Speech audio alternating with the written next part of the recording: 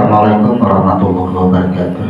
Waalaikumsalam warahmatullahi Innal hamdalillah nahmaduhu wa nasta'inuhu wa nastaghfiruh wa na'udzu billahi minasy syururi anfusina wa minasy sayyiati a'malina may yahdihillahu fala mudilla lahu wa may yudlilhu fala hadiya lahu.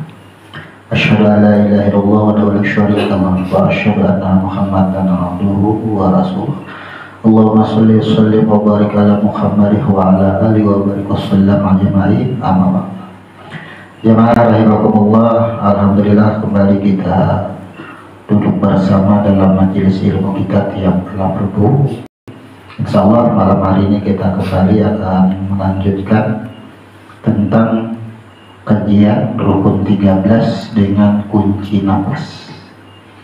Kita sebutkan kunci nafas ini karena kunci nafas adalah kunci daripada segala bentuk dalam kehidupan, apakah itu nanti dalam pemakaian amaliyah ritual ibadah maupun dalam kehidupan keseharian.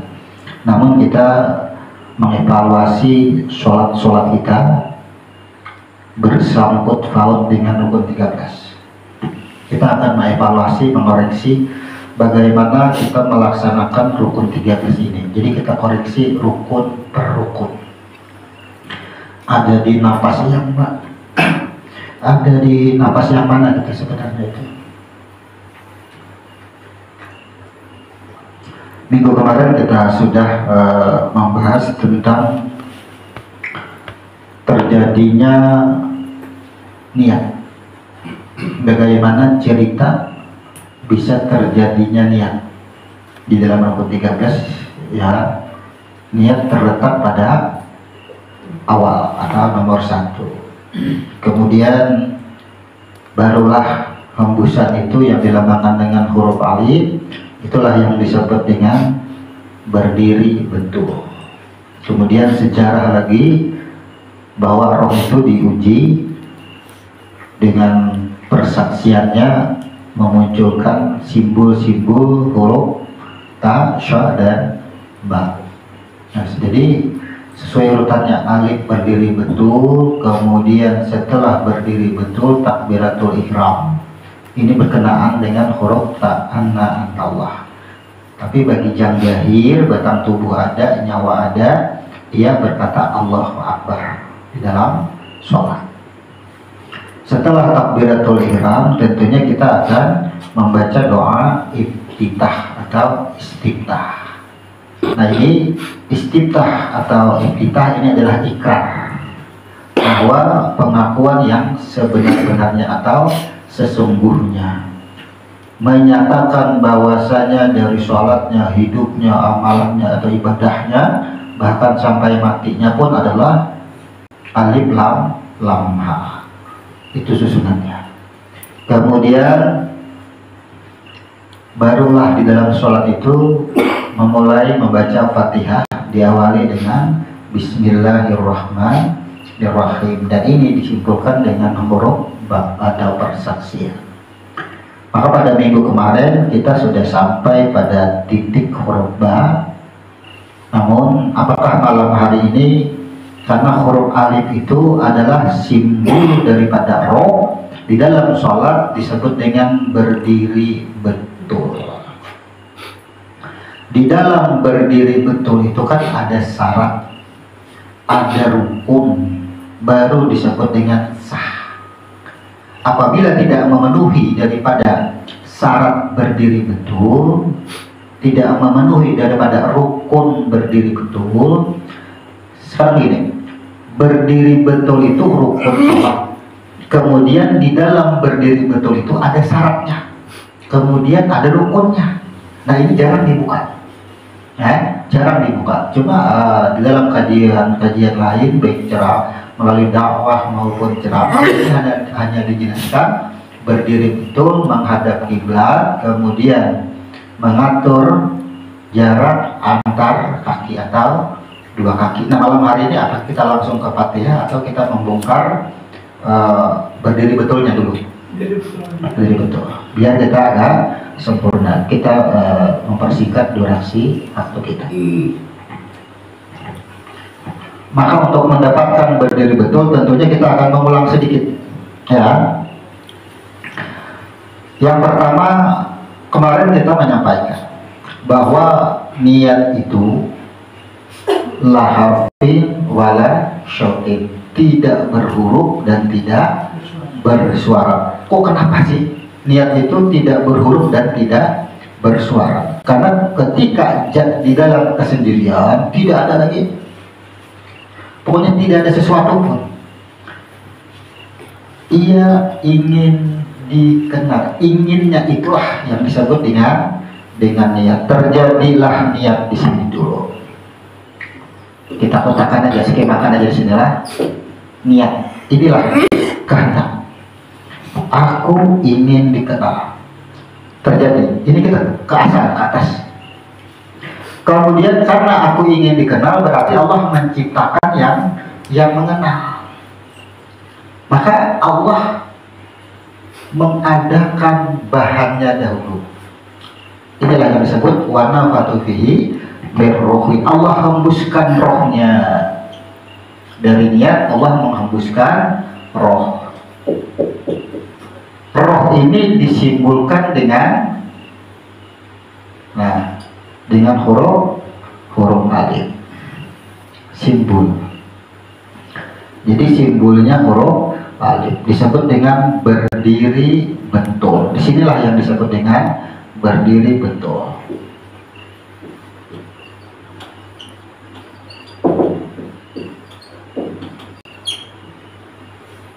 Satu, bisa ditaruh. Nah, jadi alif ini sama dengan berdiri betul. Kalau niat tidak ada huruf dan tidak ada suara karena awal. Coba kita bicara serampangan dulu. Kenapa kita sebut serampangan? Sebenarnya kita tidak ada sebutan lah. Ketika di dalam kesendirian, apa yang patut kita sebut kira-kira? Kita sebut Allah, belum ada huruf, belum ada nama, ya kan? Cuma namanya kajian, namanya penjelasan, berarti kita harus menyebut dulu, ya. Anggap aja kita dengan bahasa kita, ketika Tuhan itu di dalam kesendirian, ia ingin dikenal. Inginnya itulah yang disebut dengan niat. Yang terjadi pada diri manusia itu adalah yang disebut dengan khatariyah, lintasan hati. Jadi anggap aja niat itu adalah sejarah awal. Yang terjadi pada manusia disebut dengan khatariyah. Nah, khatariyah, lintasan hati. Itu khatariyah. Lintasan hati ini pun laharfi wala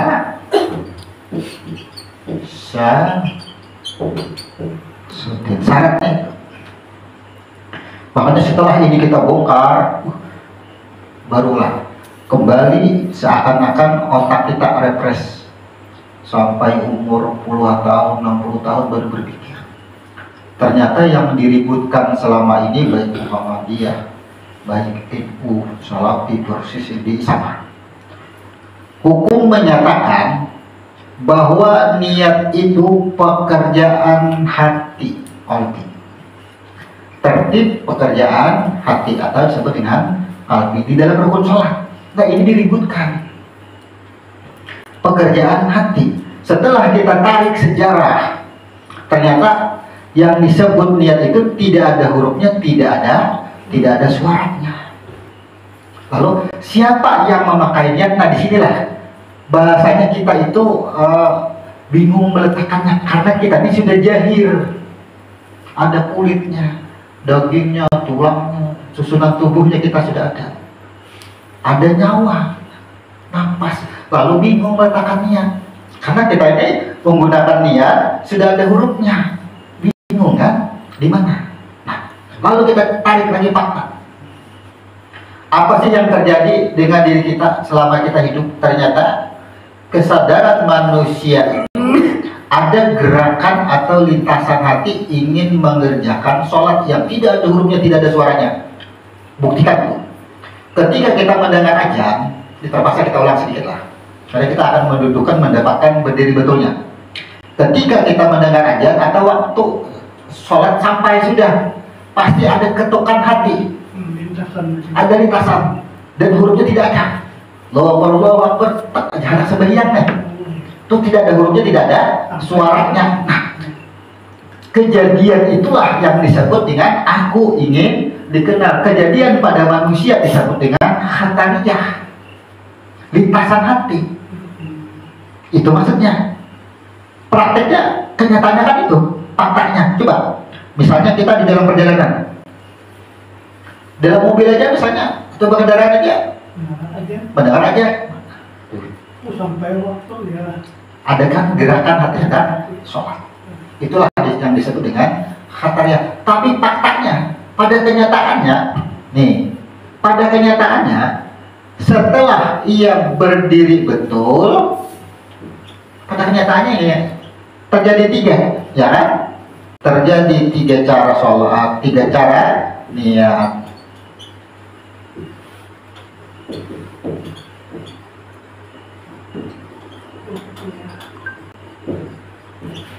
Nah, ini yang terjadi.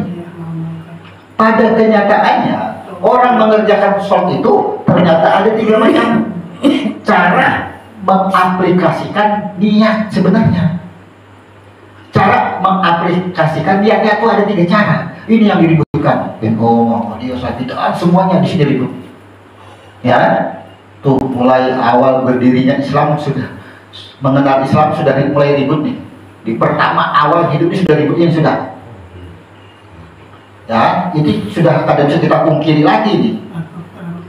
Ribut terus kita masalah niat ini. Padahal apa? Kejadian khatariyah ini sama semua berlaku. Ya kan? Sama berlaku semuanya. Kejadian khatariyah ini berlaku semua. Lalu apa? Kita pikir. Dan ini fakta, dan ini harus kita nyatakan. Ketika sudah menghadap kiblat, usalli fardal maghribi, usalli fardal isya, usalli fardal, itulah yang disebut dengan tawujud. Iya, ada huruf dan suara. Kemudian menghadap kiblat, tidak ada suaranya, tapi ia bergumam di dalam. Karena jelas para ulama banyak menerangkan bahwa niat itu pekerjaan hati. Akhirnya ketika ia menghadap kiblat, karena ia menentang suaranya, tapi hurufnya ia timbulkan. Ketika ia menghadap kiblat, saja sembahyang maghrib, saja sembahyang zuhur. Praktek ini dikerjakan, ya, faktanya dikerjakan. Nah, yang terakhir namanya tidak berhuruf dan tidak bersuara. Kamaliyah.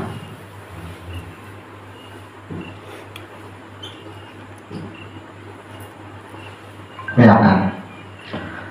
Kalau kita ambil hurufnya harus berbalik, huruf kaf, mim.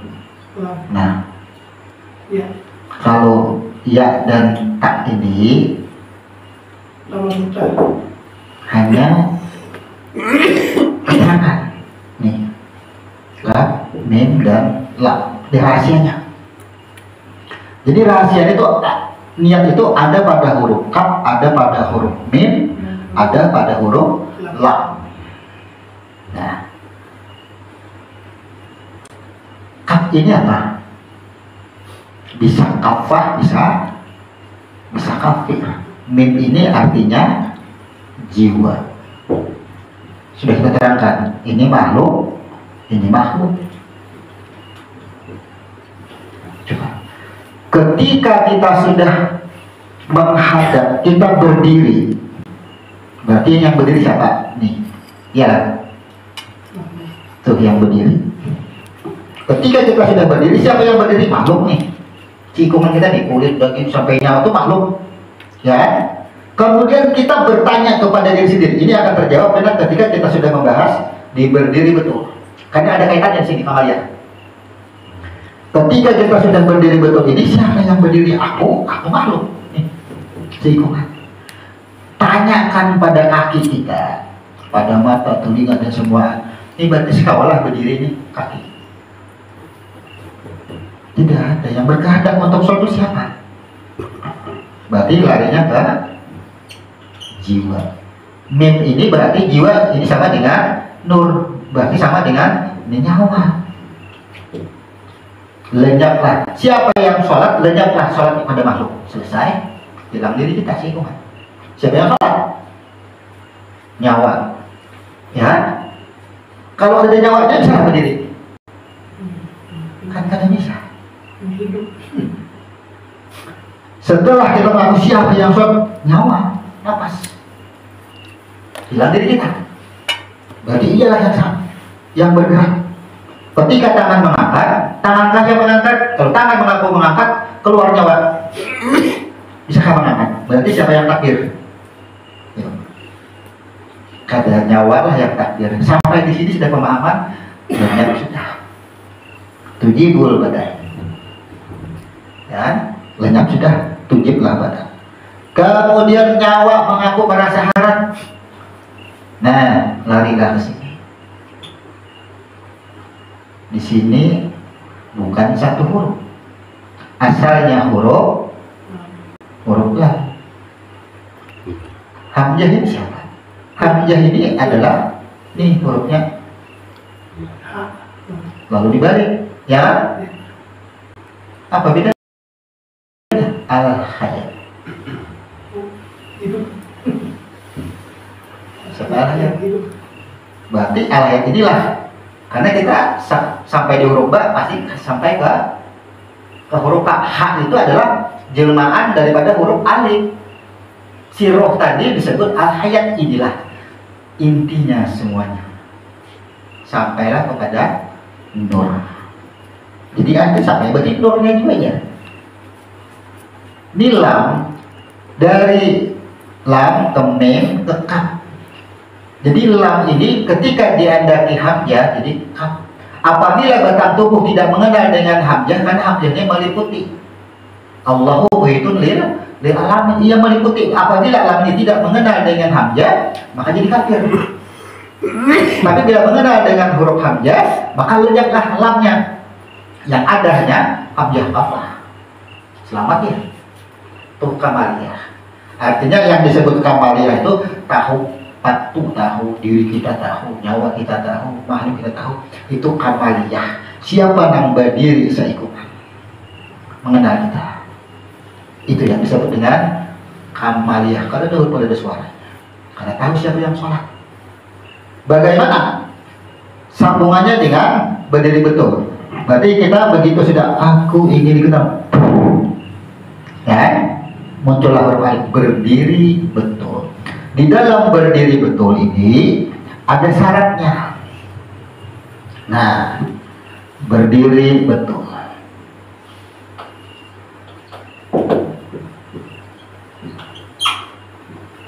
Berdiri betul ada yang disebut dengan syarat. Ada yang disebut dengan rukun. Ada yang disebut dengan sah.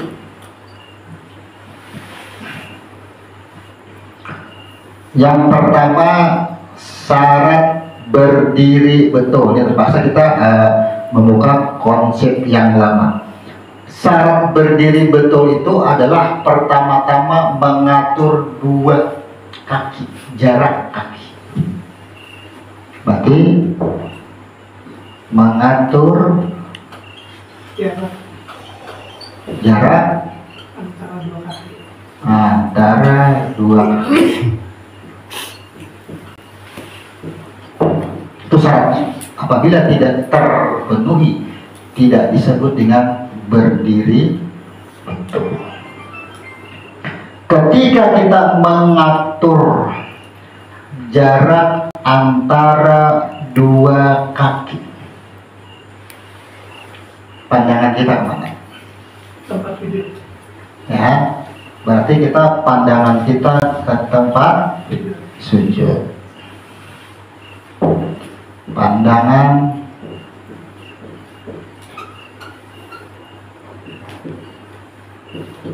sempat sujud. Kemudian Kiblat dada. baik Dada menghadap kiblat Baitullah. meletakkan dua lembung Melambungkan ibu jari jari. Kiri kanan.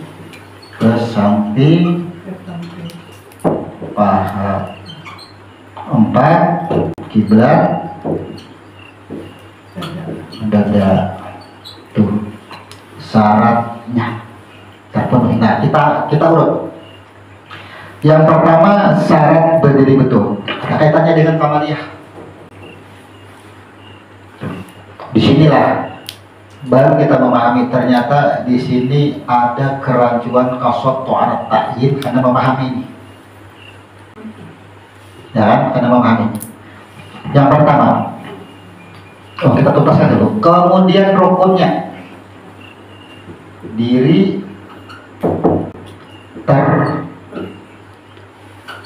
terdiri, diri terperi. Ini boleh di atas ini.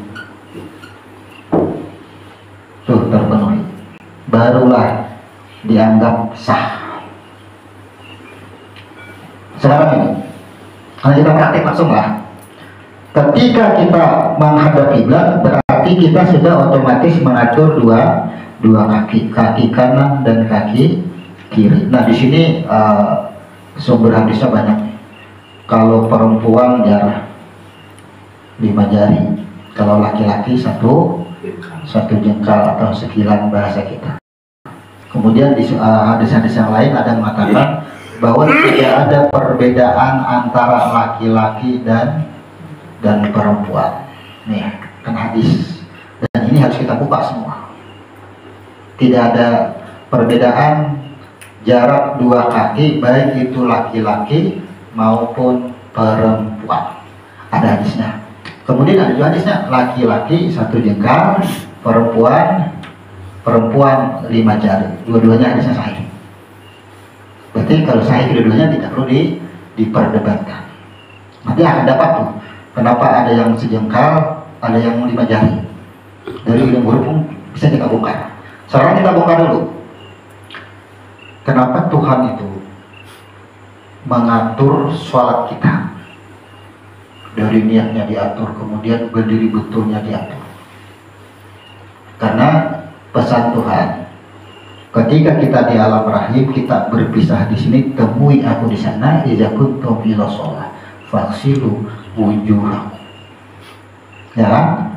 Itu hadis wudhu sampai terakhir. Basuhlah kaki. Berarti apa? Artinya terpenuhi bila kalau bahasa kita iza kuntum ila sholat, apabila ingin bertemu dengan aku, basuhlah wajah, basuhlah tanganmu, ya, basuhlah tanganmu, sapulah. Nah, sapulah.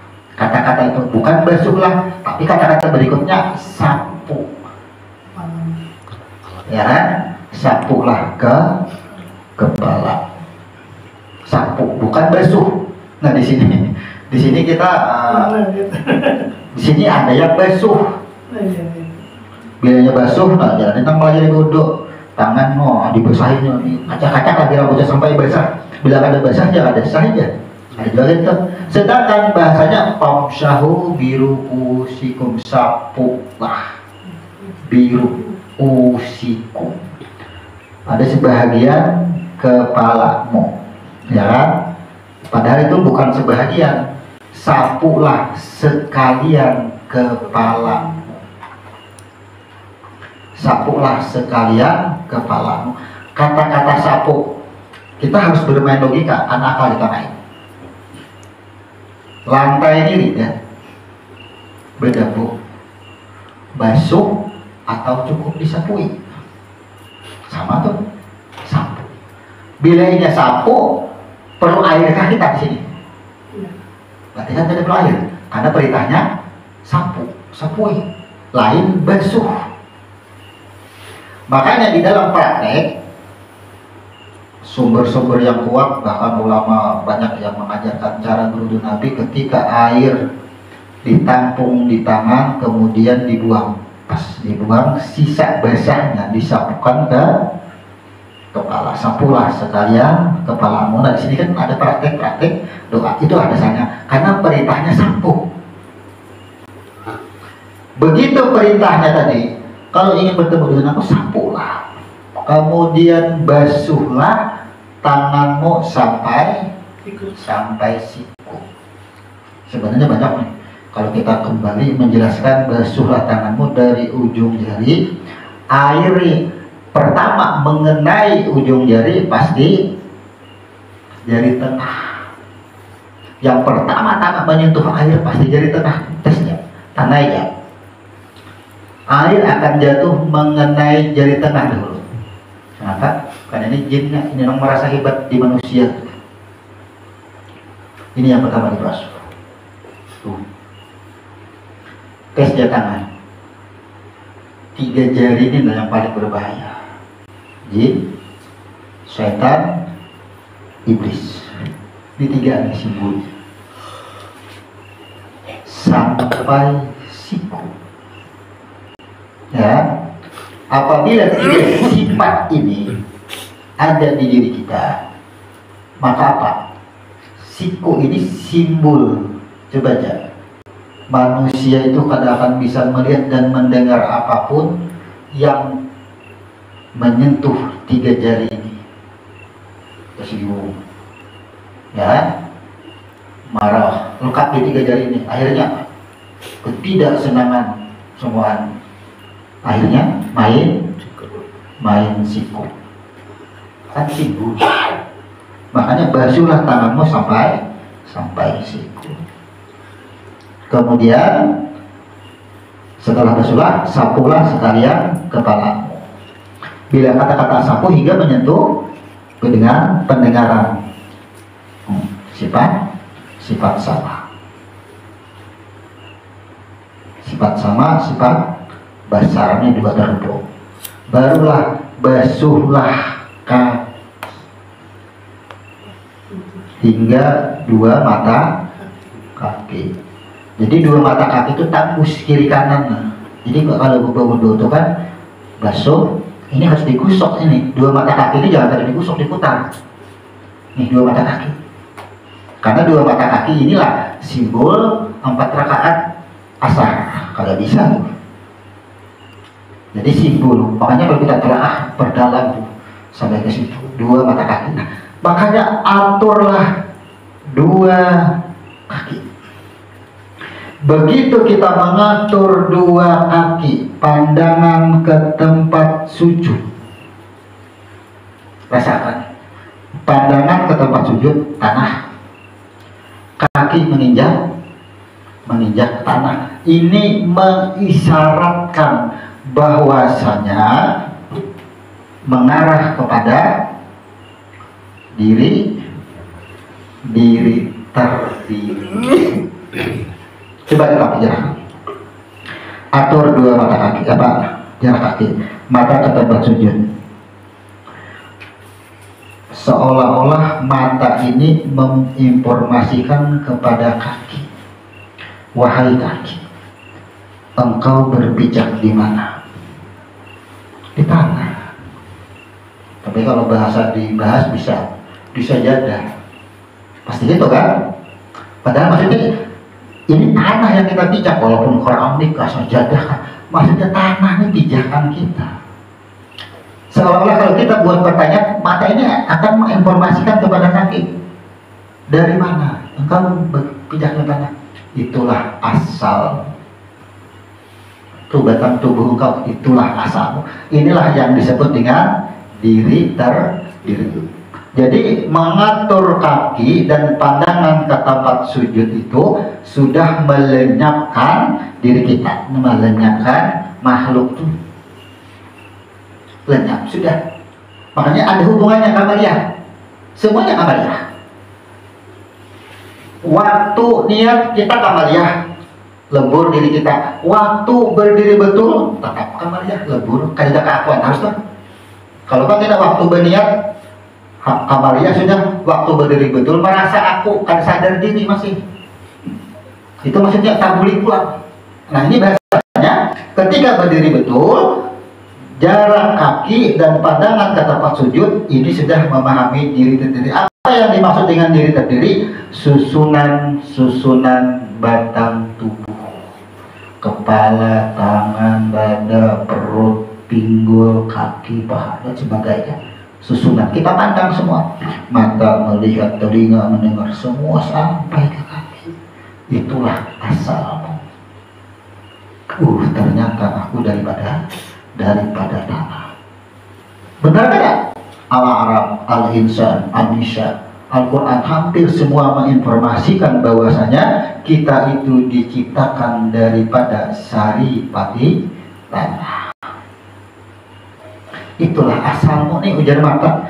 Wahai kaki, engkau berpijak di mana? Di tanah. Itulah asal. Seandainya kita buat suatu pertanyaan, kita berkomunikasi misalnya, kita berdiri betul, supaya kita menyadarkan diri. Di dalam kaidah kajian ini disebut dengan muraqabah, menghancurkan diri. Menyadarkan diri dari mana sih kita?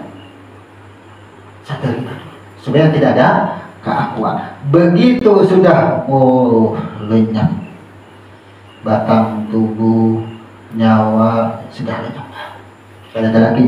Maka letakkanlah dua lembung ibu jari kiri dan kanan ke samping paha, jari-jari lurus. Nah, tidak ada perintahnya letakkanlah dua telapak tangan ke samping paha atau ke atas paha. Banyak orang berdiri betul, atau jadi ke sini, ada ke belakang, camuh. Ternyata saat berdiri betul meletakkan dua lembung ibu jari ke samping paha. Nah, kedua-duanya letakkan sehingga ketika diangkat, nah, tapi bila ini letakkanlah telapak tangan ke samping paha, boleh diangkat lalu memutar. Nah, kan? Jadi letakkanlah dua lembung ibu jari. Sekarang kita cari dasarnya. Kenapa sih meletakkan dua lembung ibu jari ini ke samping paha? Kita lihat dasarnya. Selama ini kan kita baca kitabnya, hadisnya mana? Dibacakan hadisnya, berarti bujur karena ada hadisnya. Kan sampai di situ kita belajar. Kita cukup meyakini dengan dalil. Sekarang kita tak harus cari alasannya. Allah menginformasikan di dalam Al-Quran, ada yang tersirat, ada yang tersurat. Ada bahasa-bahasa mantik, balaghah, kiasan, semua itu bahasa-bahasa tersirat tidak kita kuasai. Sekarang ada apa di lembung ibu jari? Ada apa kira-kira? Ada yang pernah membahas lembung ibu jari, rahasia lembung ibu jari? Kayaknya sudah dibuka kan? Karena kalau kita ada wawasan ilmu, bahkan ilmu kedokteran, kira-kira apa lembung ibu jari? Ada yang pernah mendengar dokter berkata apa tentang ibu jari di sini? Rahasianya apa sih? Dan kenapa harus diletakkan di samping paha? Kenapa kira-kira harus diletakkan di samping paha? Ayo.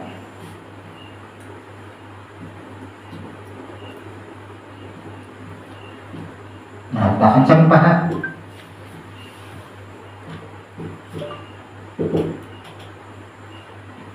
Meletakkan di samping paha.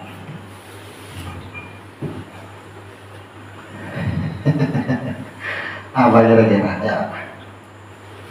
Padahal jawabannya nafas dada nih.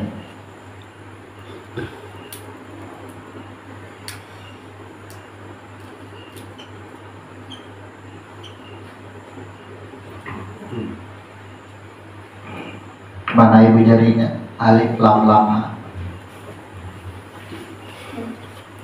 Alif lam lam ha. Alif lam ha. Makanya syahadat itu ada menopang di atas ibu jari, ada yang membentuk bulan. Asyhadu an la ilaha illallah. Ya, satu hadis. Kemudian ada ini digenggamkan, kemudian ini menopang. Asyhadu an la ilaha illallah wa asyhadu anna Muhammad dan abduhu wa rasuluh. Kalau kita belajar ilmu hadis kan ada dua tadi, ada yang bulat ini asyhadu an la ilaha illallah wa asyhadu anna Muhammad dan abduhu wa rasuluh. Kemudian ada yang ini digenggamkan, ini bertemu, ini nang mana nang pas. Sedangkan ini sahih kedua hadisnya, bingung pasti memakai. Bila orang mengadut kepada hadis dalil pasti bingung memakai yang mana. Ya.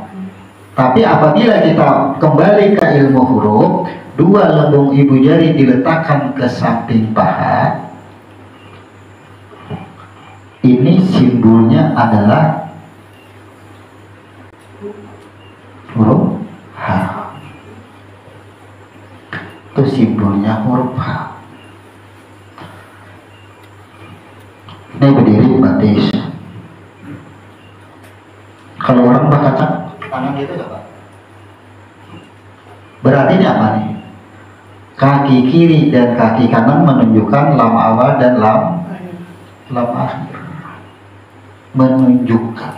Makanya Muhammad itu memiliki nama 111 nama. Pernah? Muhammad itu memiliki nama 111, Allah memiliki 99 nama. Kita berapa? Nama kita kira-kira berapa? Ada yang tahu? Pemalas, penyarikan, perajuan, pembarian. Ada nama kita lah. Sifat.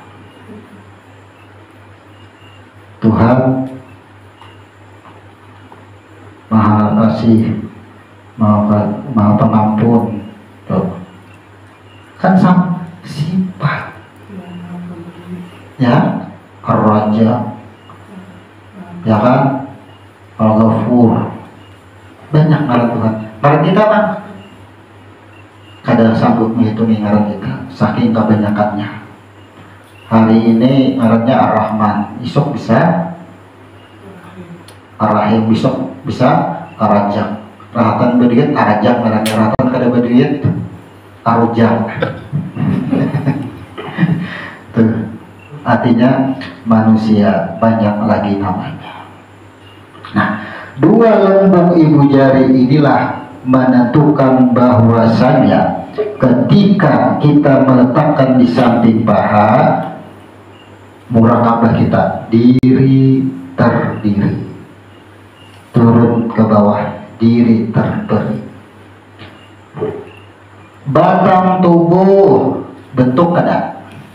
Lam pertama bentuk, ya. Kemudian ada keinginan dan sebagainya disebut dengan sifat. Nah, ini yang berdiri lam awal dan lam akhir. Muraqabah kita. Kemana muraqabahnya? Ketika kita meletakkan ibu jari ke samping paha, sudah ke sini sudah. Apa yang dimaksud dengan diri terberi? Susunan nyawa, susunan napas. Sudah kita berdiri. Tadi kan sudah ini antar batang tubuh nih, antar jasad berpanggil. Ujar mata. Mata ini kan jasad. Mata ini kan jasad nih. Ujar mata. Betis. Di mana berjejak? Di tanah. Tuh asal kita. Ya. Kayak apa telinga? Bujur. Kayak apa otak? Bujur. Kayak apa hati? Bujur semua. Tuh asal kita. Kita tanah semua. Betis. Kemudian letakkan dua lembung ibu jari. Ketika kita meletakkan dua lembung ibu jari, karena pandangan kita ini dah buruk, berarti siapa? Berarti siapa? Kalau aku tanah, siapa yang berdiri? Itu kan pertanyaan. Siapa yang berdiri nih? Siapa yang berdiri? Berarti kita sudah melenyapkan dua lam. siapa yang berdiri. Ketika kita mempertanyakan siapa yang berdiri, maka 3 jari ini bungkam. Jin ini lah mengganggu.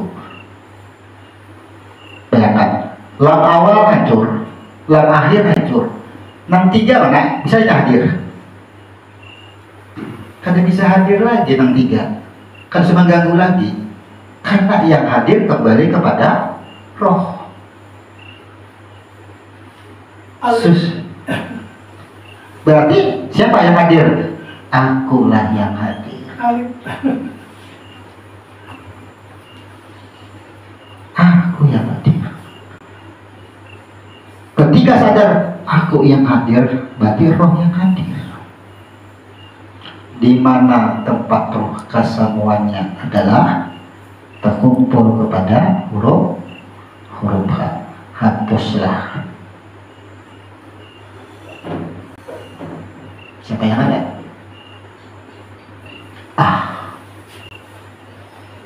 Ingatlah sejarah Nabi siapa yang berkata Nabi siapa? Itu nama anak sesungguhnya. Lam lenyapkan lam awal dan lam, tidak ada nama, bentuk dan tempat, dan tidak ada sifat. Bila sudah kenapa di sini ada kiblat dada? Kemana kiblat dada? Akhirnya kiblat dada kan terhilang nih. Ya, kita tunjukkan lagi. Kan gara-gara kita meletakkan 2 lembung ibu jari ke samping paha, akhirnya kita kembali ke susunan roh. Kenapa aku bisa bernapas? Karena adanya nyawa. Nyawa dari mana? Daripada roh. Kalau daripada roh, letakkan air sini. Kemana balik semua? Inilah tempat asal kita. Barulah nih kiblat dada kemana? Allahu Akbar. Itu nikmatnya.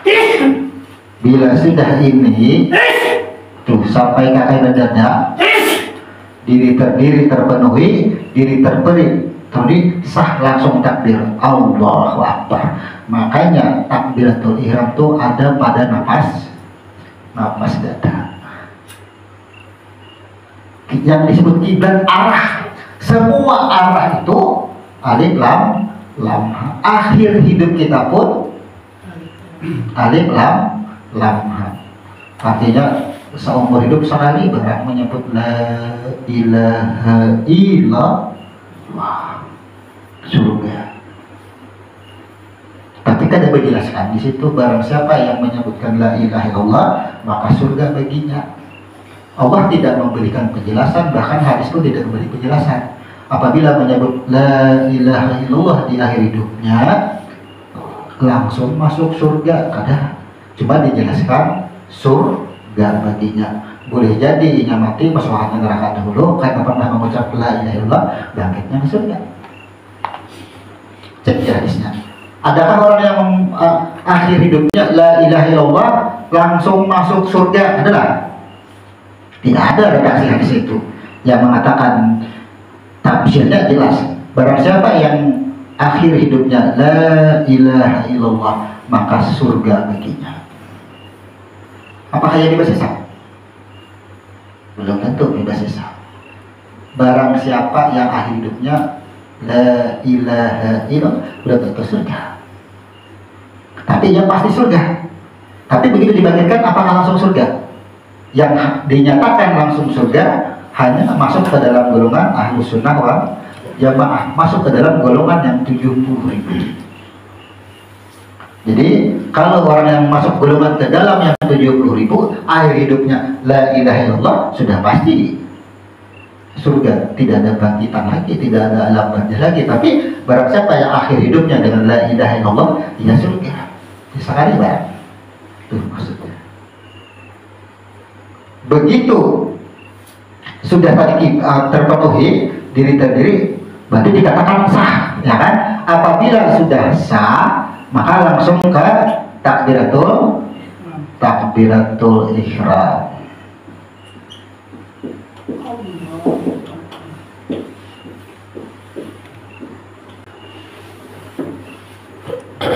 Jadi dipandangkan itu kita berjalan, langsung Allahu Akbar. Setelah Allahu Akbar, toh masuk duit. Karena meninggalkan duit sebelum sembahyang tadi, ya, toh masuk beras, masuk hintalu, macam-macam ada. Sebelum sholat kita memikirkan itu. Sedangkan saat kita berdiri betul, lam awal, lam akhir sudah lejak. Lalu nam masuk tuh siapa? Siapa nam masuk? Tidak ada nam kawak masuk, tidak ada nam kawak berbuat selain ini juga. Kan bahasanya masih kayak itu kalau kita dibahasakan. Maka duit itu nama, batang tubuhku pun adalah nama juga. Tertipulah kita. Ketika sudah takdir ada masuk, inilah yang disebut dengan urusan dunia. Atau boleh jadi kita melayang di dalam sholat. Kira-kira kalau sampai di situ maukah kita tak keluar waktu sembahyang, tenang, maulah tak keluar. Nah ada orang luar yang masuk ke kita. Jadi kira kalau kita sudah puji, hilang semuanya, Allahu Akbar. Baca iftitah, baca Fatihah, masukkan nih pemikiran apa aja yang dipikirkan, masukkan. Kita harus praktek. Apakah kita Allahu Akbar, kita yang mendatangi duit atau duit yang mendatangi kita? Selama ini kita rasakan itu dulu. Apabila kita Allahu Akbar, kita yang mendatangi duit, kita memikirkan duit karena kepusangan waktu sembahyang tadi, berarti kita tak keluar. Berarti saat kita berdiri betul tadi belum mantap. Boleh jadi belum mantap, atau boleh jadi mantap sudah, tapi ketika berdiri betul pas mengangkat tangan, mulailah. Inilah yang Nabi katakan, sesungguhnya syaitan tidak akan pernah berhenti mengambil bahagian-bahagian sholat-sholat hamba-hamba Allah.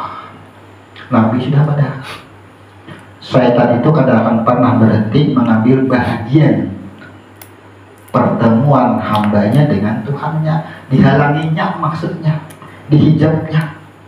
Bahwa syaitan itu akan mendindingi, ia akan berdiri di tengah. Ini umpama bahasa kan? Ia akan berdiri di tengah agar hamba ini tidak bisa melihat Allah. Ia akan berdiri di tengah. Itu maksudnya, sesungguhnya syaitan akan mengambil bahagian-bahagian daripada sholat-sholat hamba-hamba Allah. Nabi berkata seperti itu. Kalau kita cari bahagiannya mana yang diambil, ternyata huruf alif dilenyapkannya, yang ditimbulkan lam awal dan lam akhir itu aja yang ditimbulkan oleh syaitan. Itu aja mengambil bahagian sholat-sholat hamba-hamba Allah. Kalau kita umpamakan seolah-olah kita berdua ini di tengah berdiri, kita melihat adalah bentuk jin tadi yang melihat, tapi tertipu. Jin ini menyerupai pikiran kita. Ketika kita berpikir masalah duit, duit masuk ke tengah berdiri, duit di tengah berdiri, sembahyang ditutupnya dengan duit, melayang pikiran, berpikir toh, ya itulah mengambil bahagia daripada sholat kita. Itu jin. Makanya kemudian kata Nabi, jangan berhenti sholat hanya alasan tidak khusyuk. Kalau berhenti berarti syaitan menang. Maka apabila sholat kita itu pikiran ke urusan dunia, pikiran tidak khusyuk, pikiran melayang, maka kembalilah kepada Allah. Allah menunggu. Maka prakteknya, apabila kita Allahu Akbar, tuh masuk duit, lanjutkan tugas kita apa sih? Karena tugas kita setelah takbiratul ihram membaca doa, baca Kita jangan bilang tuh masuk duit, jangan pikiran kita menyambut duitnya, kemana juga lah mencarinya. Nah itu kan keluar tuh. Nah itu kita bercebur ke urusan dunia. Jangan digubris, karena duit itulah syaitannya tadi. Nah kemarin ada yang menanyakan,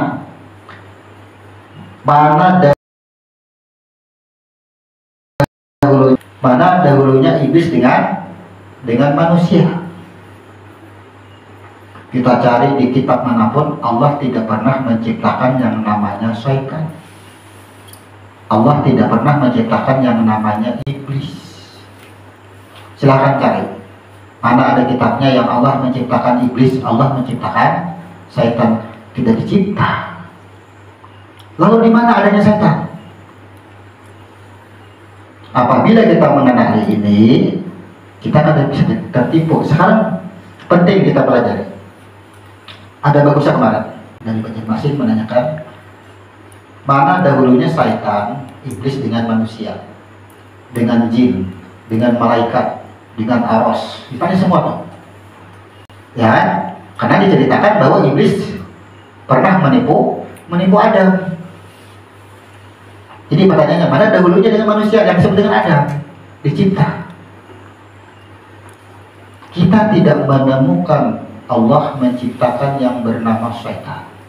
Tidak menemukan kitab menjelaskan Allah menciptakan iblis. Ketika roh dikeluarkan, roh ditanya anak antallah, maka percikan api, gelombang apinya itu cahaya yang paling panas, diciptalah makhluk pertama yang disebut dengan jin. Karena ada cahayanya, diciptalah malaikat. Karena api percikan tadi bagusnya, diciptalah malaikat. Berdua ini hanya ada. Makhluk pertama dicipta apa tuh? Jin. Kedua malaikat. Setelah jin dan malaikat, apalagi diciptalah aras, batas. Diciptalah aras. Kan tadi ada tuh urutan-urutan penciptaan. Setelah dicipta aras, menciptakan apa lagi Allah? Allah menciptakan surga, neraka. Allah cipta lagi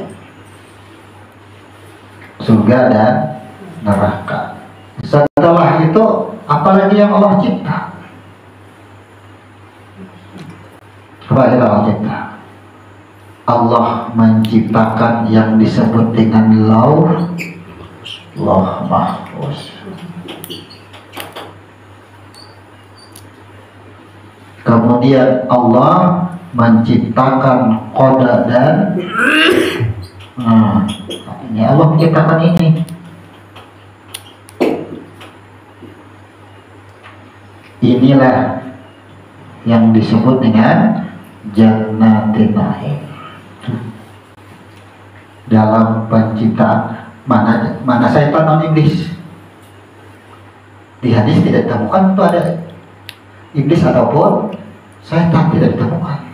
Kapan adanya sebutan iblis, kapan adanya sebutan syaitan. Ketika jin dan iblis dan malaikat ini ada, semuanya ada, maka apa? Malaikat berjalan mengelilingi, anggap aja kampung lah ini. Nih. Kita lalui di pintu neraka, pas berjalan ke sini, nah tertahan dari sini.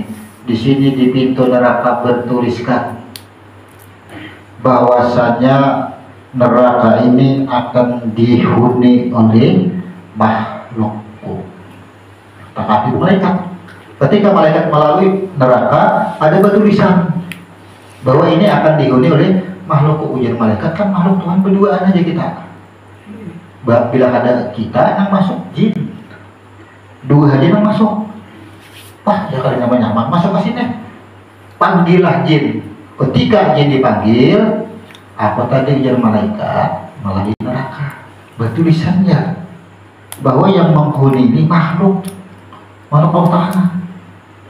Berarti ini bila ada kami hubungan kamu yang masuk nih. Jadi pada mungkin apa?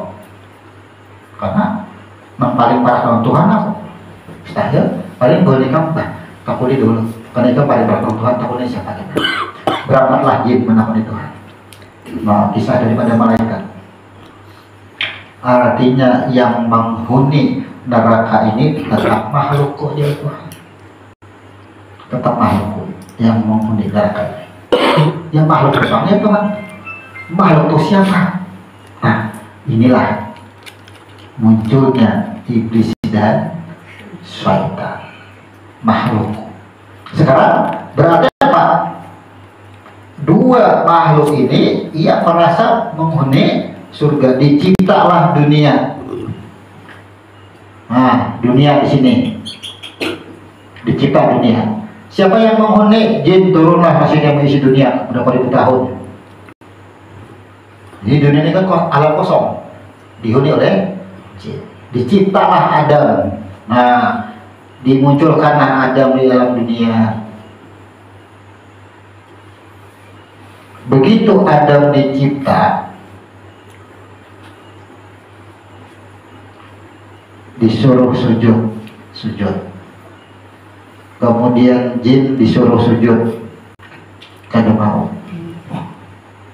Ya, dijelaskan di Quran itu kan, dia tidak mau sujud. Maka dikeluarkanlah jin dari surga, disebut dengan ablasa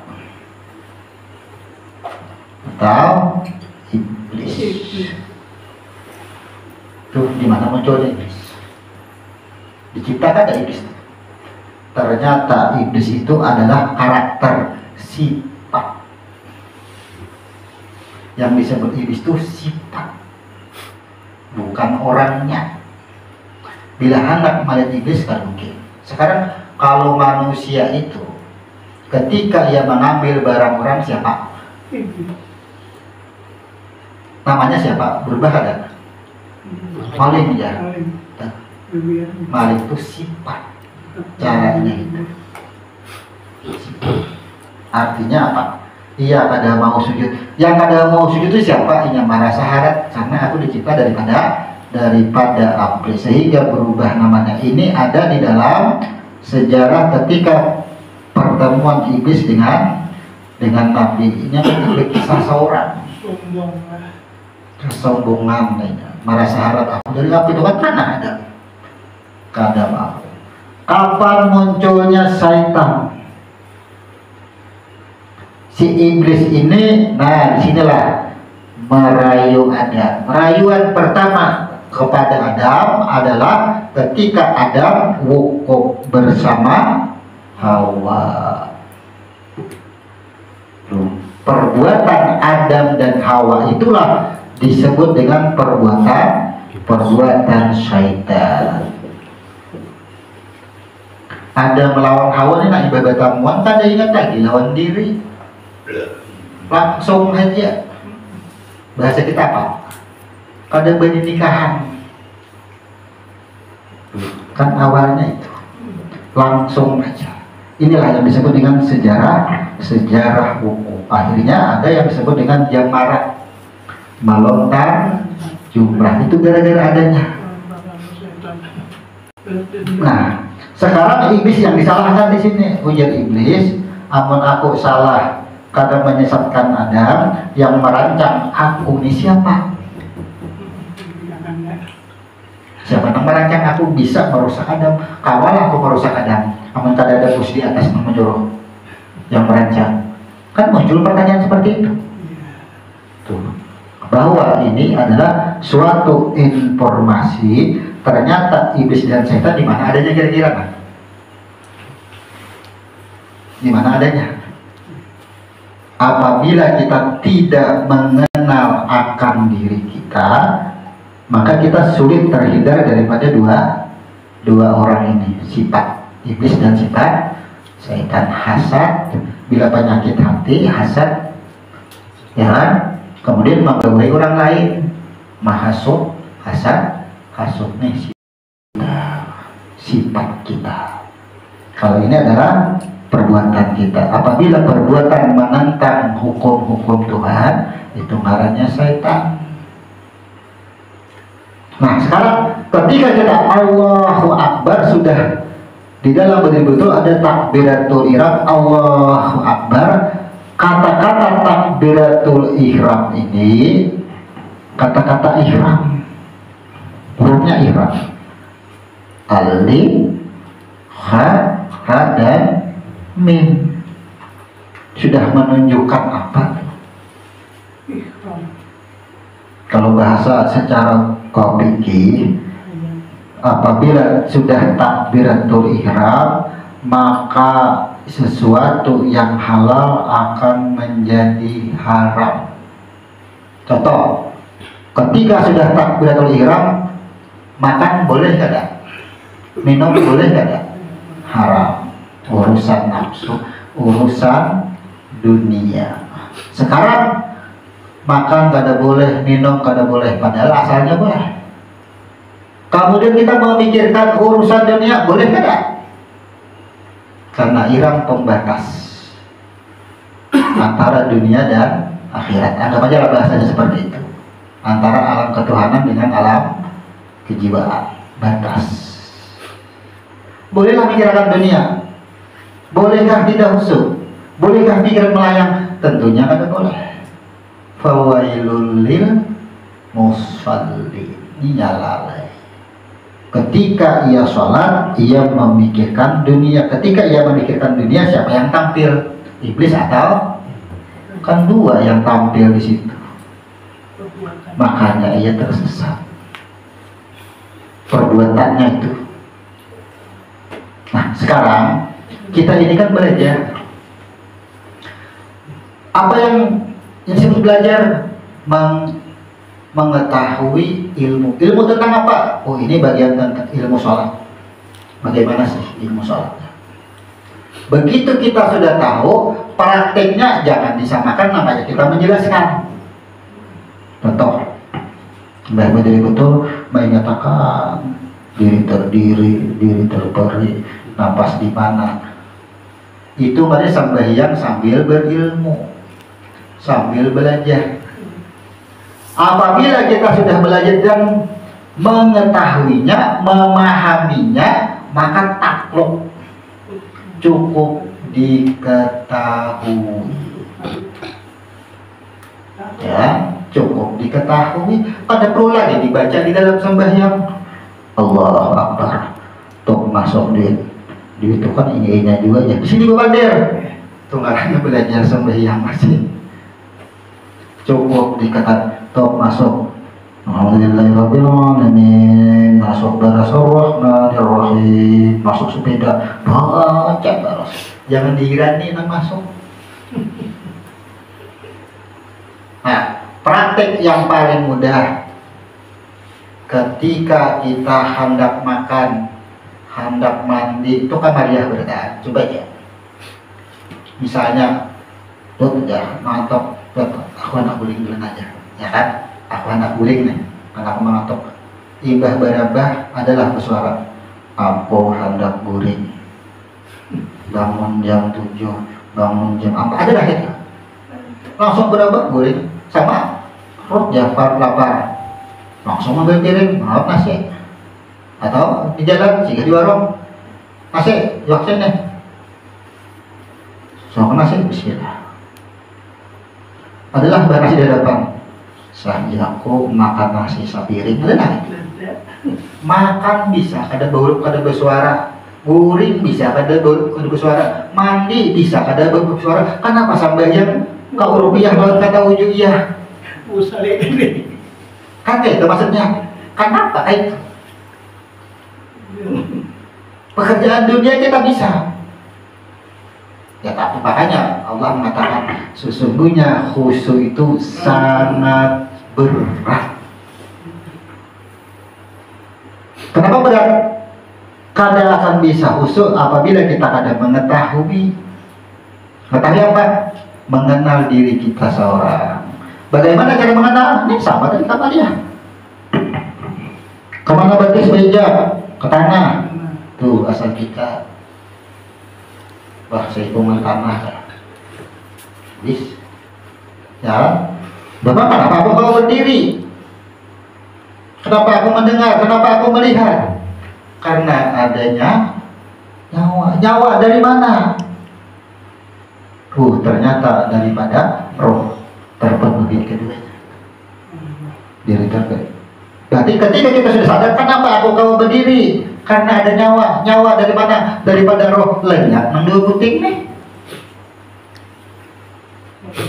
Begitu lenyap nang dua puting, adalah hurufnya lagi, adalah suaranya. Huruf dan suara ada di sini. Ada lagi ada huruf dan suara. Allahu Akbar. Masuk duit. Huruf dan suara ada. Kan kita tanya, tadinya mana? Tidak ada lagi. Nang mendengar mana? Tidak ada lagi. Nang mendengar siapa? Roh. Nang melihat siapa? Roh. Kenapa? Berarti perasaku ada rasa siapa? Roh. Samuan roh. Berarti siapa nang mendengar, siapa nang melihat, siapa nang masuk? Kada rohnya juga semua. Maulah kita tersimpang di dalam suatu. Maulah tersimpang. Cukup diketahui, jangan juga disyarat dalam sembahyang. Allah Akbar. Roh-roh juga masuk, tidak roh-roh juga. Kada, bukan itu. Akhirnya apa? Praktik tarik tahan napas itu adalah sarana latihan. Bila sudah dipraktikkan, bukan kita yang menarik tahan napas. Apabila kita yang menarik tahan napas, kalawasan sembahyangnya. Ada yang seberapa jam boleh tuntung. Takut nama saudara. Allah Akbar. Akhirnya kita apalagi banyak kekuatan sama kayak seragam kayak itu gerakannya apa aja berat. Karena kita menganggap kita yang menarik nafas. Coba rasakan, apabila kita menarik nafas berarti kita ada di lam awal dan lam akhir. Bila sudah lenyap lam awal dan lam akhir, apakah tubuh yang mengatur nafas atau nafas yang mengatur tubuh? Otomatis itu berdiri. Allah Akbar. Ini naik sauran. Nafas itu kadang ditarik, naik sauran. Naik sauran nafasnya. Ya memang sulit pembuktian. Perlu latihan. Karena kita pun latihan juga, kalau tidak latihan kan mungkin dilatih. Allah Akbar. Karena sudah murakabah kita jadi, coba ya, itu nafas. Tubuh itu ketiadaan tubuh kita ini, alam semesta ketiadaannya nafas yang bermain. Itu otomatis sudah. Kada bisa diulang-ulang. Bila kita yang masih mengulang-ulang, kita menandakan berarti di rupiah. Ibaratnya itu sama di rupiah. Sembahyang sambil menuntut ilmu. Ilmu sholat itu seperahu. Ya kan? Ini ngarannya ilmu sholat sama dengan perahu. Karena pagarang hana kemana? Bahasanya nih, kalau kita tanyakan menuju alif lam lamha. Amun sudah bertemu dengan alif lam lamha, mana perahunya? Mana ilmunya? Di bawah ada? Kan ada di bawah. Tuh maksudnya. Bila sudah berdiri ini, kalau Bapak pakai yakin, hakul yakin, ainul yakin, pakai. Ya dengan suhud lah. Karena artinya kita memandang. Kalau bahasa lain bermunajat lah misalnya. Pada Bapak udah yakin sudah sehingga Allahu Akbar. Kan nikmat. Jadi keilmuan itu macam-macam sebutannya. Macam-macam. Apapun keilmuannya, akhir daripada ilmu sampainya kepada alif, sampainya kepada roh. Makanya alif lam lama, alif itu adalah akalnya, orang menyangkut perbuatannya. Bila tangan bergerak, perbuatannya itu adalah kepada roh akhirnya. Ini roh yang bergerak, tangan yang kelihatan bergerak. Ini yang berpandir lidah, roh yang berpandir lidah yang menampakkan. Kan itu maksudnya. af'al, disebut dengan af'alnya itu. Perbuatan siapa? Perbuatan roh. Roh ini perbuatan siapa? Nyaknya itu. Kadang kau lagi menyambat, kenapa? Laisa kamitslihi shay'un, kadang kau lagi kita naik ke atas. Makanya bila ada yang menanyakan tentang roh, kadang-kadang tahu urusan roh itu aku. Maksud urusan roh aku itu apa? Nih kita bila sudah sampai ke ya roh, yang dicari kayak apa bentuknya, kayak apa warnanya, kayak apa sifat roh. Kadang kau lagi dicari karena sudah laisa di sini. Itu maksudnya. Cuma kalau tingkatan kita belajar tujibul badan syukur kalbi.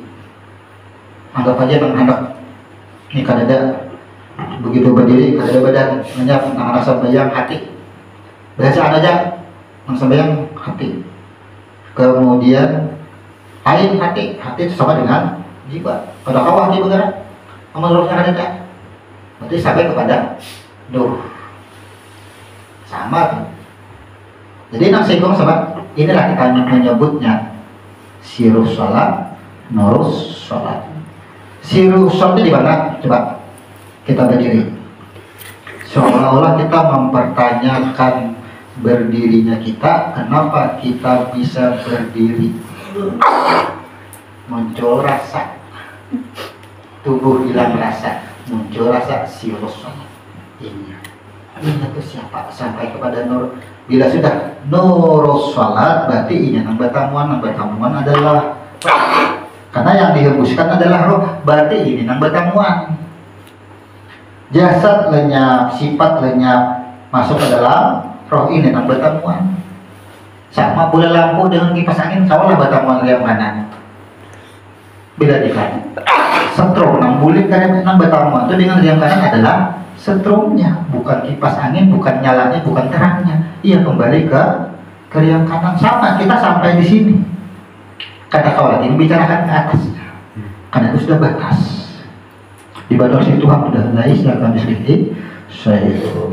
Yang diumpamakan, misalnya kita lihat ujar yang kanan, bila hendak mencari roh, jangan mengumpamakan aku itu. Bila pas ketika menyala warnanya putih, jangan menyambat aku putih. Melihat warnanya abang, jangan disambut aku habang.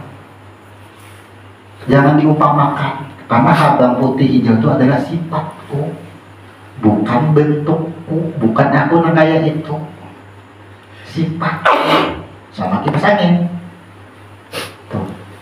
Kan kita amsal tuh.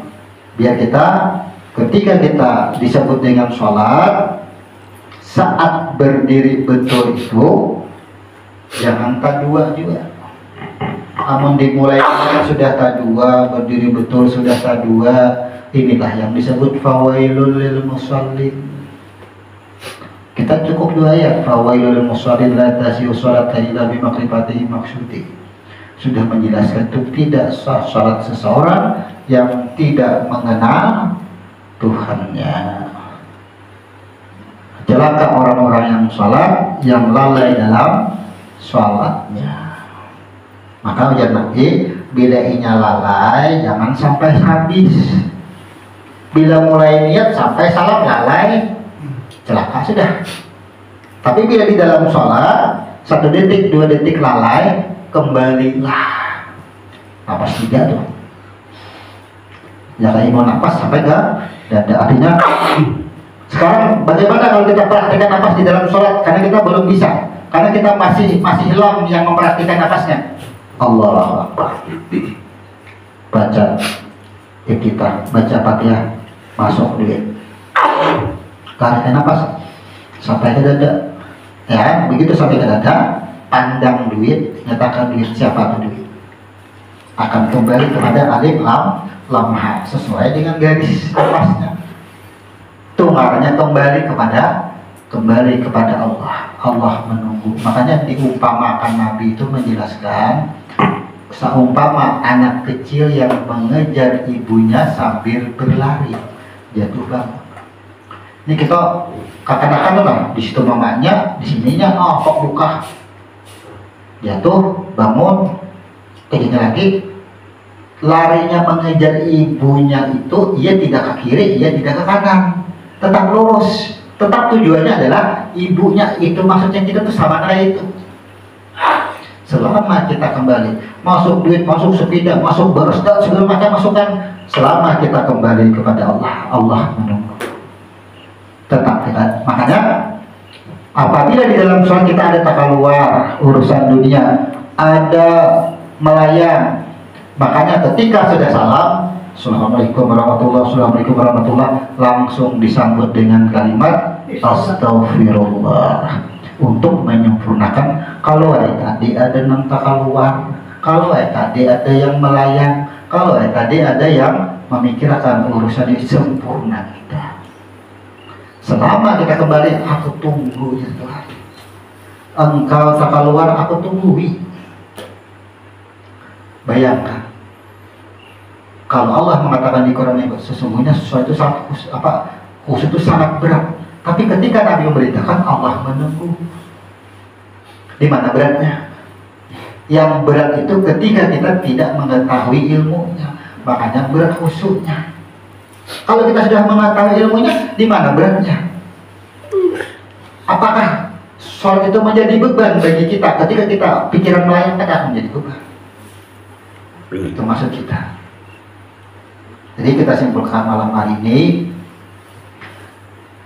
karena malam kemarin kita sudah menjelaskan niat, berarti urutan malam hari ini adalah berdiri betul. Dan ternyata di dalam berdiri betul itu ada yang disebut dengan syarat berdiri betul. Ada 4 hal syarat berdiri betul. Yang pertama, mengatur jarak antara 2 kaki. Silakan hendak sekilan kah, hendak 5 jari kah? Ya, mana yang paling kuat hadisnya? Karena di sini ada pembeda, bibinian 5 jari, laki-laki sekilan. Hadis yang lain tidak ada yang membedakan antara laki-laki dan perempuan. Itu sahih kan Pak? Hadisnya. Jadi yang paling banyak penetapan pengambilan dan pengamalan itu adalah mengambil yang satu jengkal. Kalau rapat ini keseimbangan badan kurang, coba aja. Nah, 5 jari bisa tak kasih ini, bisa coba, karena terlalu rapat. Tapi bilanya sekilan, kokoh, 1 jengkal. Kenapa disebut dengan 1 jengkal? Orang kalau inyamani lani, mana yang dipakai ibu jari utama, ya kan? Kemudian yang dipakai apakah jari kelingking, apakah jari manis? Coba kalau orang nang dihitung 1 jengkal, jari kelingking atau jari manis, atau jari tengah, atau jari telunjuk, namanya kira-kira yang disebut 1 jengkal?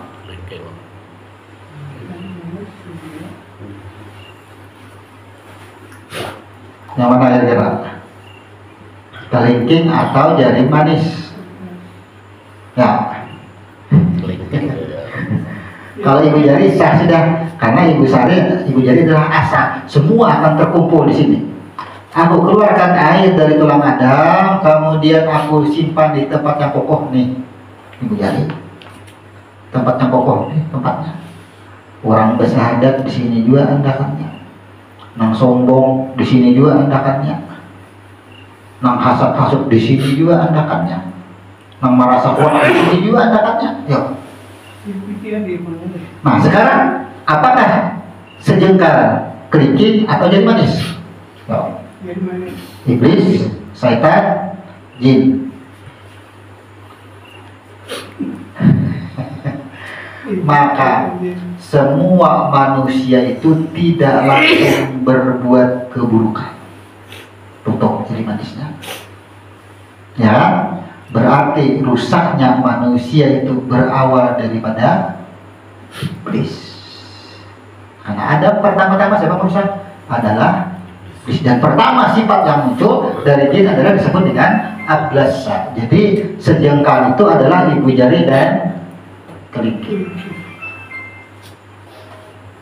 Kalau 5 jari, makanya hadisnya sahih, 5 jari boleh. Sudah menjawab kelingking dan coba 5 jari siapa yang mentok? kelingking dan ibu jari juga. Maka apa? Jarak antara dua kaki satu jengkal ini sudah simbol. Nah, simbol apa? Surga, surga neraka, fujur dan takwa. Nah, 5 jari sama juga simbolnya, makanya hadisnya sahih keduanya. Dibolehkan, kadang merubah makna. Tapi apa? Perbedaan pada ketangguhan. Kalau sejengkal itu tangguh, tapi bila inya 5 jari goyang. Misalkan ya, tes ya, apabila 5 jari, nah 5 jari pasti goyang. Coba ya, pasti goyang. Tapi bila 1 jengkal adalah kokoh. Kenapa bilanya disusun jari menjadi kada kokoh? Karena ini bersatu.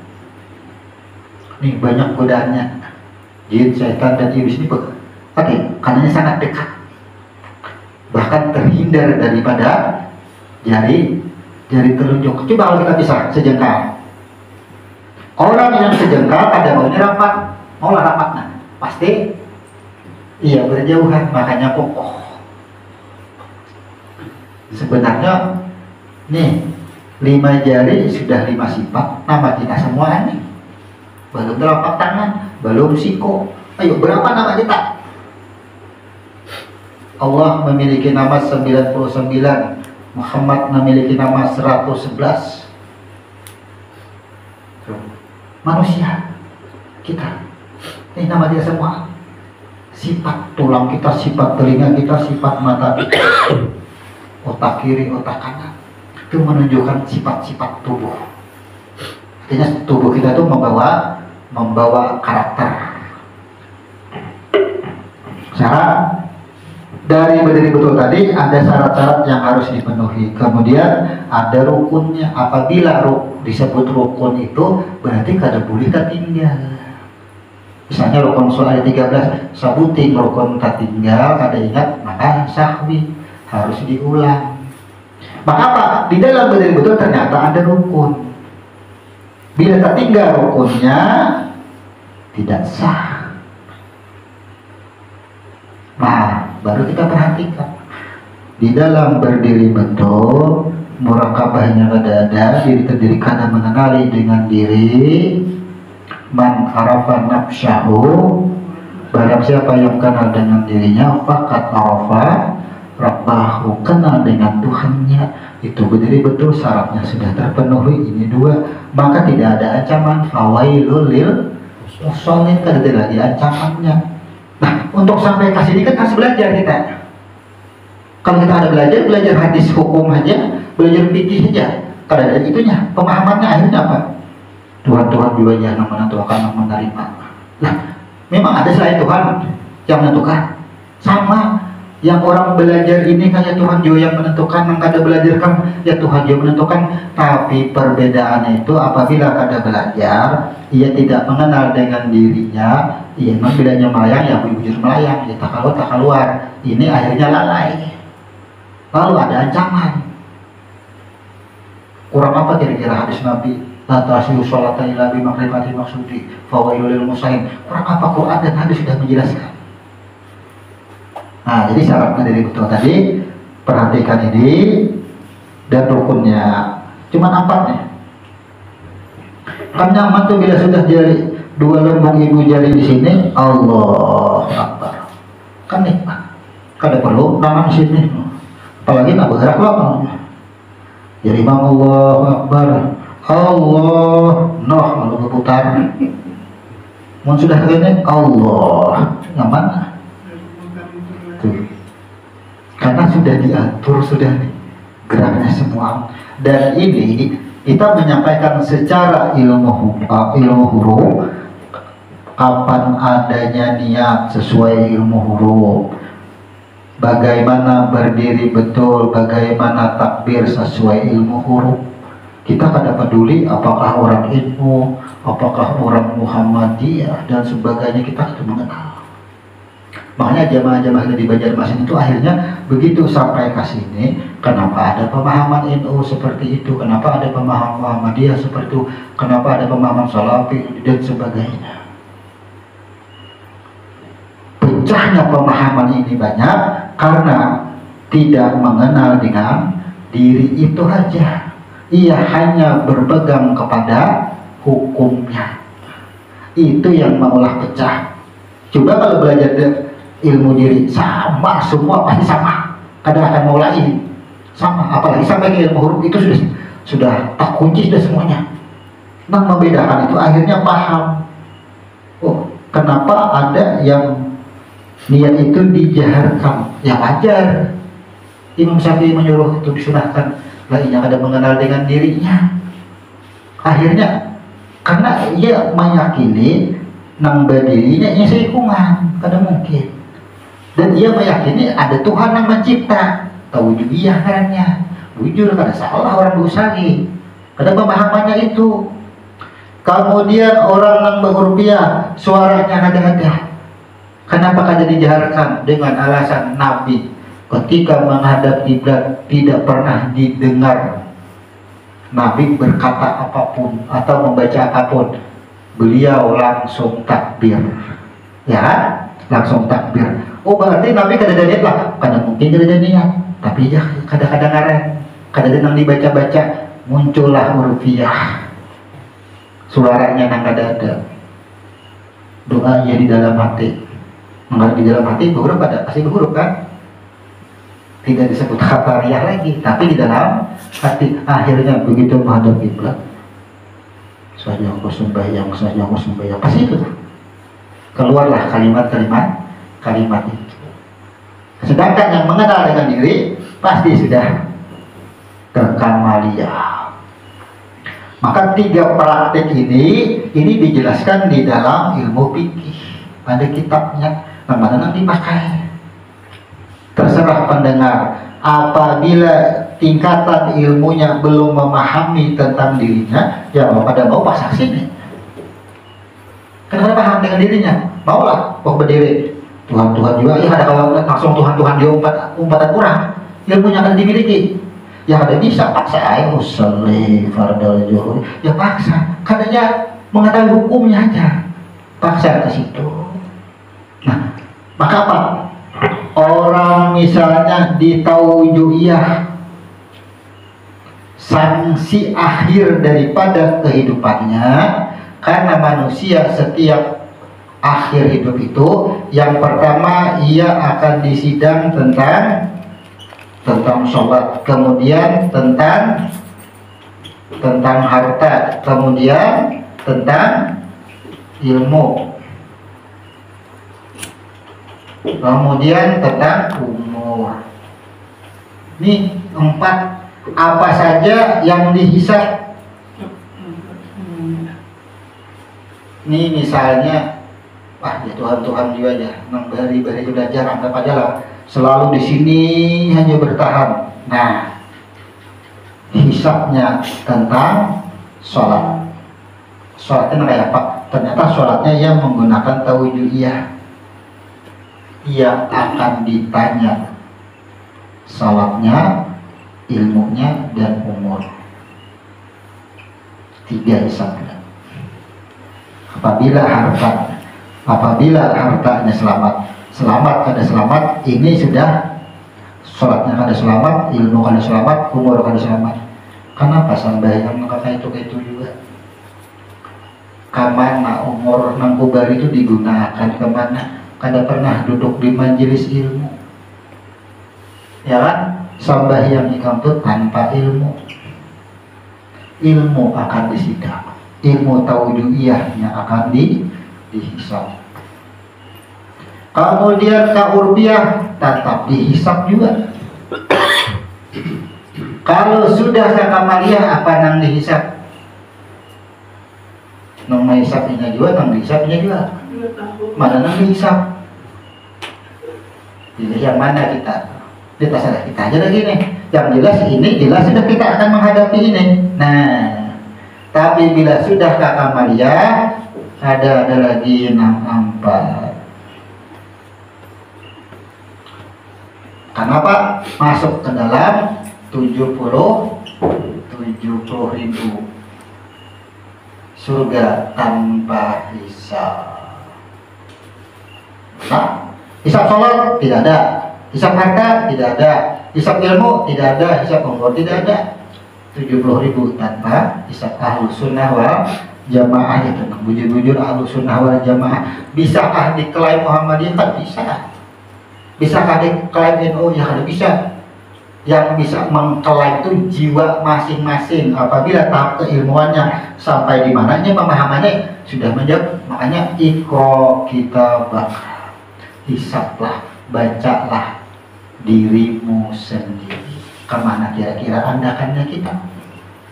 Sudah ada bayangan, sudah itu. Kawa membaca diri seorang.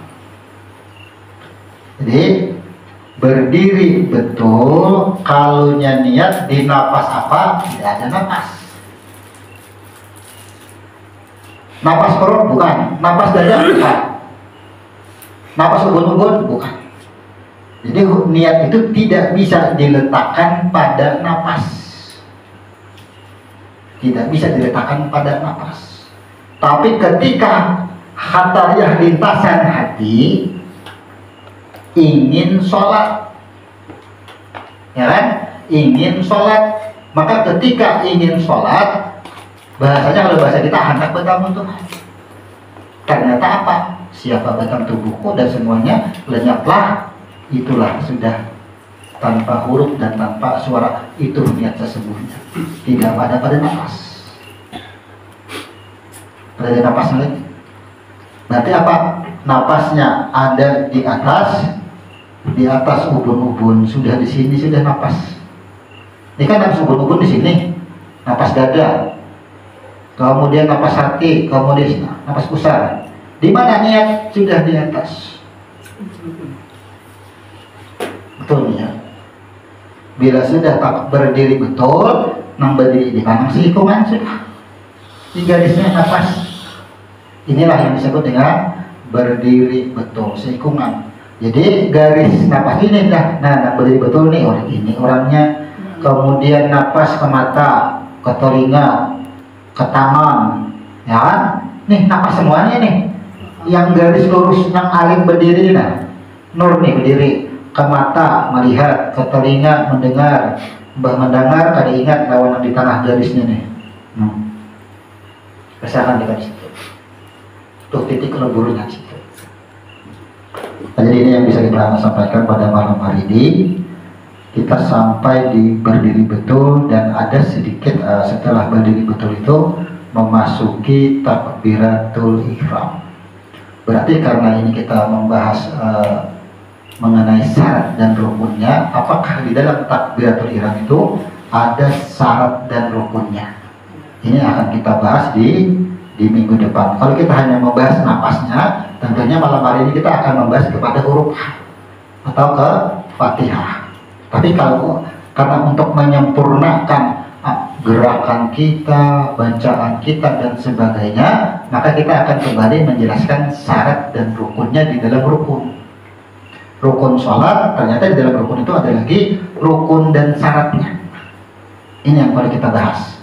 Jadi insya Allah minggu depan kita akan membahas rukun yang ketiga, yaitu takbiratul ihram.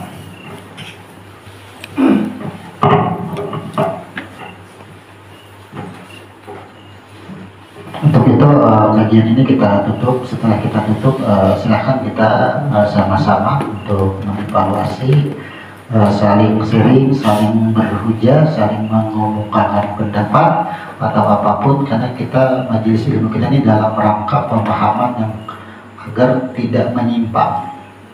Apabila pemahaman kita menyimpang, ketika kita mengamalkan lalu menjadi paham yang salah. Jadi diawali dengan salah paham akan menjadi paham yang salah ketika di dalam mengamalkannya. Maka kita saling membuka diri, kita saling bertabayun, tidak ada merasa, dan kita sendiri pun tidak merasa menggurui.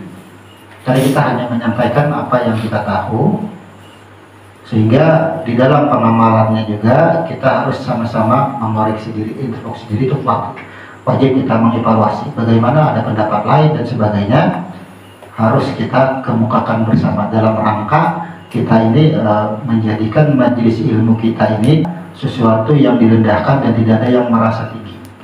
Itu maksud kita. Jadi kita tutup, subhanakallahumma wa bihamdika asyhadu an la ilaha illa anta astaghfiruka wa atubu ilaik. Assalamualaikum warahmatullahi wabarakatuh. Waalaikumsalam. Silakan.